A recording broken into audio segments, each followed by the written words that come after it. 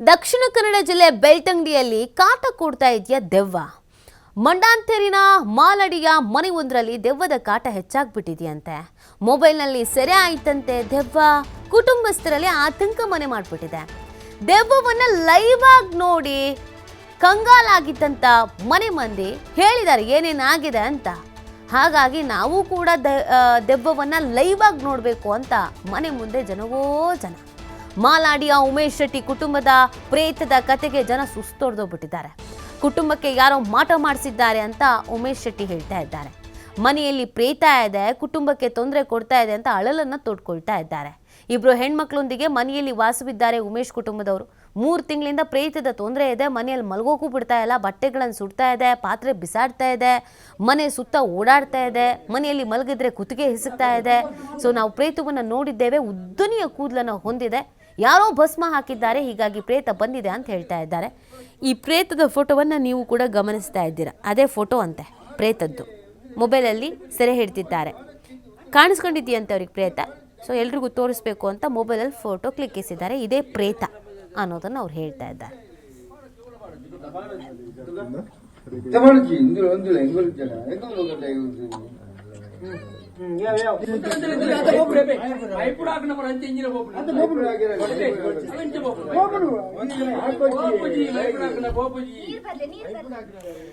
ಇದಕ್ಕೆ ಸಂಬಂಧಪಟ್ಟಂತೆ ನಮ್ಮ ಪ್ರತಿನಿಧಿ ಆದಿತ್ಯ ಅಲಿನವ್ರನ್ನ ಮಾತಾಡಿಸಿದ್ದಾರೆ. ಮನೆ ಮಾಲೀಕರನ್ನು ಮಾತಾಡಿಸಿದ್ದಾರೆ. ಏನು ಹೇಳಿದ್ದಾರೆ, ಯಾವ ಥರ ಅನುಭವ ಆಗ್ತಿದೆ ಕೇಳೋಣ ಬನ್ನಿ.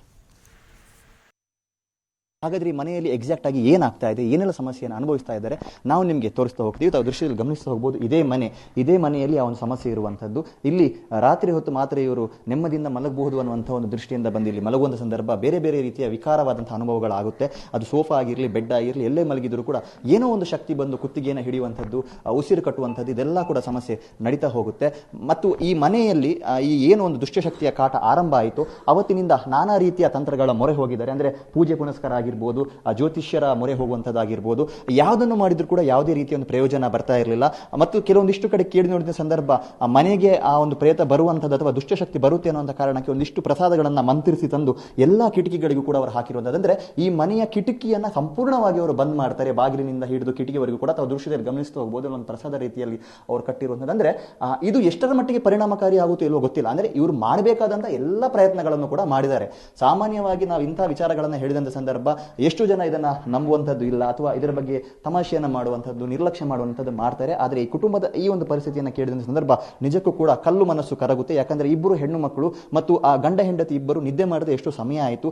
ಇವರ ಒಂದು ವಿದ್ಯಾಭ್ಯಾಸಕ್ಕೂ ಕೂಡ ಸಾಕಷ್ಟು ತೊಂದರೆ ಆಗ್ತಾ ಇದೆ. ಆ ದೆವ್ವದ ರೀತಿಯ ಒಂದು ಚಿತ್ರ ಮೊಬೈಲ್ನಲ್ಲಿ ಸೆರೆಯಾಗಿದೆ. ಇದನ್ನು ನೀವು ನಂಬಲೇಬೇಕಾಗುತ್ತೆ. ಅಂತಹ ಒಂದು ಘಟನೆಗೆ ಸಾಕ್ಷಿಯಾಗಿರುವಂಥದ್ದು ಇಲ್ಲೇ ಇದ್ದಾರೆ ನಮಿತ್ ಅನ್ನುವಂಥವ್ರು, ನಿಖಿತ್ ಅನ್ನುವಂಥವ್ರು. ಇವರ ಈ ಮೊಬೈಲ್ನಲ್ಲಿ ಈ ದೃಶ್ಯ ಸೆರೆಯಾಗಿರುವಂಥದ್ದು. ಅದು ಅಷ್ಟು ಕ್ಲಿಯರ್ ಆಗಿ ಕಾಣಿಸ್ತಾ ಇಲ್ಲ, ಬಟ್ ಈ ಫೋಟೋವನ್ನು ಅವರು ಮೊಬೈಲಲ್ಲಿ ತೆಗೆದಿದ್ದಾರೆ. ಇಲ್ಲಿ ಏನೋ ಒಂದು ಕಾಟ ಇದೆ, ಸಮಸ್ಯೆ ಇದೆ ಅನ್ನುವಂಥದ್ದು ಅವರ ಗಮನಕ್ಕೆ ಬಂದರೂ ಕೂಡ ಅದು ಏನು ಅನ್ನುವಂಥದ್ದು ಇವರ ಗಮನಕ್ಕೆ ಬಂದಿರಲಿಲ್ಲ. ಆದರೆ ಒಂದು ದಿನ ಅಚಾನಕ್ಕಾಗಿ ಮೊಬೈಲನ್ನು ಕ್ಲಿಕ್ ಮಾಡುವ ಸಂದರ್ಭ ಏನು ಕುಳಿತುಕೊಂಡಂತಹ ಜಾಗ ಇದೆ ಅದು ಮೊಬೈಲಲ್ಲಿ ಸೆರೆಯಾಗಿದೆ. ಮತ್ತು ಆ ಗೋಡ್ರೇಜ್ ಪಕ್ಕದಲ್ಲೇ ಆ ಜಾಗ ಇರುವಂಥದ್ದು ಇದು ಇವರು ಕಣ್ಣಾರೆ ಕಂಡಿರುವಂಥದ್ದು. ಮತ್ತು ಈ ಮನೆಯ ಮಕ್ಕಳಿಗೆ ಇದು ಗಮನಕ್ಕೂ ಕೂಡ ಬರ್ತಾ ಇದೆ. ಇನ್ನು ಫೋಟೋ ಕ್ಲಿಕ್ಕಿಸಿದಂಥ ಮನೆಯ ಮಕ್ಕಳು ಇಲ್ಲಿದ್ದಾರೆ, ಅವ್ರ ಹತ್ರ ಮಾತನಾಡಿಸಿ ಹೋಗ್ತೀನಿ. ನಿಮ್ಗೆ ಏನೆಲ್ಲ ಸಮಸ್ಯೆ ಆಗಿದೆ, ಈ ಫೋಟೋ ಕ್ಲಿಕ್ಕಿಸುವಂಥ ಸಂದರ್ಭ ಏನಾಗಿದೆ ಪರಿಸ್ಥಿತಿ? ತೆಗ್ದದ್ದು ನನ್ನ ತಂಗಿ. ಆಗ ತೆಗೆಯುವಾಗ ಅವಳಿಗೆ ಕಿಟಕಿಯ ಹಿಂದೆ ಯಾರೋ ಹೋದಾಗೆ ಆದದಂತೆ. ಹಾಗೆ ಸಡನ್ ಕರೆಂಟ್ ಕೂಡ ಹೋಯ್ತು. ಎಲ್ಲರ ಮನೆಯಲ್ಲಿ ಕರೆಂಟ್ ಉಂಟು, ನಮ್ಮ ಮನೆಯಲ್ಲಿ ಕರೆಂಟ್ ಇರಲಿಲ್ಲ. ಆಗ ಇದು ಅವಳಿಗೆ ಇಲ್ಲಿ ಏನೋ ಒಂದು ಬಿಳಿ ತರ ಕಾಣಿತಂತೆ.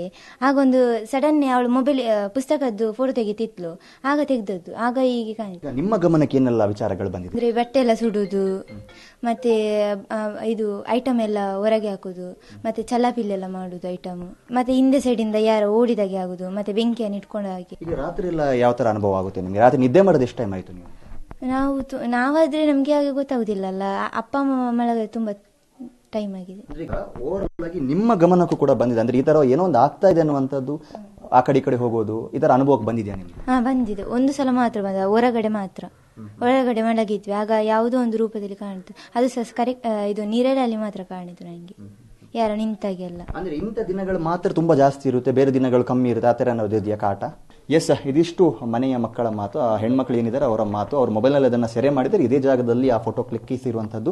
ಬಹುಶಃ ಈ ಆಧುನಿಕ ಕಾಲದಲ್ಲೂ ಕೂಡ, ಕಲಿಯುಗದಲ್ಲೂ ಕೂಡ ಇಂಥ ಘಟನೆಗಳು ನಡೀತಾ ಇದೆ ಅಂದರೆ ನಂಬೋದಕ್ಕೆ ಒಂದು ಹಂತದಲ್ಲಿ ಅಸಾಧ್ಯ. ಆದರೆ ಇಲ್ಲಿ ನಡೆದಿರುವಂತಹ ಒಂದು ರಿಯಾಲಿಟಿ ಏನಿದೆ, ರಿಯಾಲಿಟಿ ಚೆಕ್ಕನ್ನು ಮಾಡಿದ ಸಂದರ್ಭ, ಅವರ ಮೊಬೈಲಲ್ಲಿ ಅದನ್ನು ಪರಿಶೀಲನೆ ಮಾಡಿದ ಸಂದರ್ಭ ಕೂಡ ಅವರೇ ಕ್ಲಿಕ್ಕಿಸಿರುವಂಥ ಫೋಟೋ ಒಂದು ದುಷ್ಟಶಕ್ತಿಯಿಂದ ಈ ಕುಟುಂಬ ನಲಗ್ತಾ ಇದೆ. ಬೇರೆ ಬೇರೆ ರೀತಿಯ ಪರಿಹಾರಕ್ಕೆ ಮುಂದಾದರೂ ಕೂಡ ಅದು ಯಾವುದು ಪ್ರಯೋಜನಕ್ಕೆ ಬರೆದಿರುವಂಥದ್ದು ನಿಜಕ್ಕೂ ಕೂಡ ಒಂದು ವಿಪರ್ಯಾಸವೇ ಸರಿ. ಕ್ಯಾಮರಾ ಪರ್ಸನ್ ಕೃಪೇಶ್ ಪೂಜಾರಿ ಜೊತೆ ಆದಿತ್ಯ ಟಿವಿ 5 ಮಂಗಳೂರು. ಎಲ್ಲ ಸುಟ್ಟೋಗ್ತದೆ, ಮತ್ತು ಎಲ್ಲ ನಮಗೆ ಗೊತ್ತಾಗ್ತದೆ. ಗ್ಲಾಸಲ್ಲಿ ಇದು ಕೇಳ್ತದೆ ನಮಗೆ. ಸುಮಾರು ಸಮಸ್ಯೆ ಎಲ್ಲ ಉಂಟು ಅವ್ರ ಮನೆಯಲ್ಲಿ. ಬಟ್ಟೆ ಸುಟ್ಟಿದ್ದು ನಾನು ನೋಡಲಿಲ್ಲ, ಅವರು ಬಂದು ತೋರಿಸ್ತಾರೆ. ಅವರು ನಿನ್ನೆ ಮಧ್ಯಾಹ್ನ ಸುಟ್ಟಿದ್ದು ಟಾಪ್ ಎಲ್ಲ ತಂದು ತೋರಿಸಿದ್ದಾರೆ. ಮತ್ತು ಅವ್ರು ಮಲಗಿದಾಗ ಗಂಟ್ಲಲ್ಲೆಲ್ಲ ಬಂದು ಇದು ಹಿಡಿತದೆ ಅಂತೆ. ಕಾರಣ ಯಾರಿಗೊತ್ತು, ಮಾಟ ಮಾಡಿದ್ದೇನೆ ಯಾರಿಗೊತ್ತು. ಒಂದೂವರೆ ತಿಂಗಳಿಂದ ಅಲ್ವಾ ಅವ್ರು ಸುಮಾರು ಆಸ್ಪತ್ರೆ ಇದಕ್ಕೆ ಮಲಿಮೆಗೆಲ್ಲ ಹೋದರು. ಸುಮಾರು ಮಲಿಮೆ ಭಾರಿ ಕಷ್ಟ, ಮಗಳಿಗೂ ಸರಿತಿಲ್ಲ, ತಾಯಿಗೂ ಸರಿಯಿಲ್ಲ, ಎಲ್ಲ ಸುಮಾರು ಕಷ್ಟಪಟ್ಟರು ಅವ್ರು. ಸುಮಾರು ದಿವಸದಿಂದ ಒಂದೂವರೆ ತಿಂಗಳಿಂದ ಭಾರಿ ಅವರು ಕಾಲು ಮುರಿದೋಯ್ತು ಗಂಡಂದವ್ರದ್ದು. ಎಲ್ಲ ಸುಮಾರು ಕಷ್ಟಪಟ್ಟರು ಅವರು ಸುಮಾರು ದಿವಸದಿಂದ.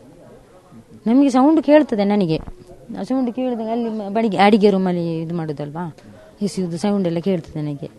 ನಿನ್ನೆ ಇಲ್ಲೇ ನಿಂತಿದ್ದೇವೆ ನಾವು, ಬಟ್ಟಲೆಲ್ಲ ತಟ್ಟೆ ಅದೆಲ್ಲ ಎಸೆಯುವುದು ಕೇಳ್ತಾ ಇತ್ತು ಮೊನ್ನೆ. ಕೇಳ್ತಾ ಇತ್ತು. ಮನೆಯವರೆಲ್ಲ ಹೊರಗಡೆ ಇದ್ರು. ಒಳಗಡೆಯಿಂದ ಸೌಂಡ್. ನಿನ್ನೆ ಒಳಗಡೆ ಯಾರು ಇರಲಿಲ್ಲ. ಮೊನ್ನೆ ಇಲ್ಲೇ ನಿಂತಿದ್ದು ನಾವು. ಗ್ಲಾಸು ಒಂದು ಇದರವರು ಬಲ್ಮೆಯವರು ಬಂದಿದ್ರು ರಾತ್ರಿ 12 ಗಂಟೆಗೆ. ಬಲ್ಮೆಯವರು ಬಂದಾಗ ಅವರ ಕಾಲು ನಾಡಿಗೆನೆ ಗ್ಲಾಸ್ ಎಸಿತ್ತು. ಎಲ್ಲ ಹೊರಗಡೆ ಇದ್ರು. ಅವರೆಲ್ಲ ಅಲ್ಲಿ ಜಗಲಲ್ಲಿ ಇದ್ರು ಅವರೆಲ್ಲ ಮನೆಯವರೆಲ್ಲ. ಅವರು ಬಲಿಮೆಯವರು ಅಲ್ಲೇ ಇದ್ರು. ಅಲ್ಲಿ ಅವರ ಕಾಲಿನ ಅಡಿಗೆನೆ ಒಂದು ಗ್ಲಾಸ್ ಎಸಿತ್ತು. ಎಷ್ಟು ಟೈಮಿಂದ ನಿಮ್ಮ ಈಗ ಒಂದೂವರೆ ತಿಂಗಳಿಂದ.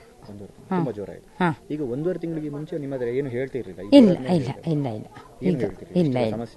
ಇಲ್ಲ ಹುಷಾರಿತ್ತಿಲ್ಲ ಅವರಿಗೆ. ಹುಷಾರಿತ್ತಿಲ್ಲ, ಆಸ್ಪತ್ರೆಗೆ ಹೋಗ್ತಾ ಇದ್ರು, ಬಳಿಮೆಗೆ ಹೋಗ್ತಾ ಇದ್ರು ಅಷ್ಟೇ. ನಮಗೆ ಗೊತ್ತು ಅಷ್ಟೇ.